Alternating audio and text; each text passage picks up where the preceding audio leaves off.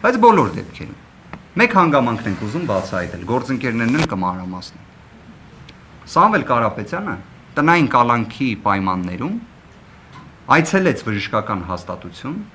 ունեցավ համալիր բժշկական ստուգում, որը չէր ունեցել շուրջ 7 ամիս, եւ պարզվեց, որ իր մոտ հետ, այսպես ասած, անցումային փուլում գտնվող թոքաբորբ է երկկողմանի,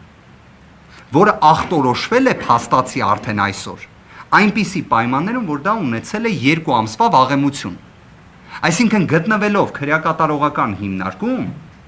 երկկողմանի թոքաբորբով անձ է լինում Սամվել Կարապետյանը։ Եվ դա չի ախտորոշվում, դա չի արձանագրվում։ Դուք պատկերացնում եք պայմանները։ Մեկ բողոք Սամվել Կարապետյանի կողմից սրա վերաբերյալ չի եղել։ Այլ հարց, թե արդյոք մենք որպես իր պաշտպաններ դա տեսել ենք, թե ոչ։ Մեր կողմից գրություններ գրվել են։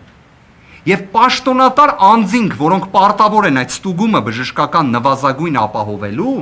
մեզ գրություններով հայտնել են, որ ոչ մի խնդիր չի եղել, որ զննել են, ոչ մի առողջական խնդիր չեն հայտնաբերել։ Միակ ճշմարտությունը այդ փաստաթղթերում մնացածը ամբողջությամբ հանցանքին հասնող անփութություն է։ Այն է, որ Սամվել Կարապետյանի կողմից գանգատներ չեն ներկայացվել։ Այդ փաստաթղթում միակ ճշմարտությունը դա է։ Բայց ո՞նց կարող են այդ մարդիկ բժիշկ կոչվել։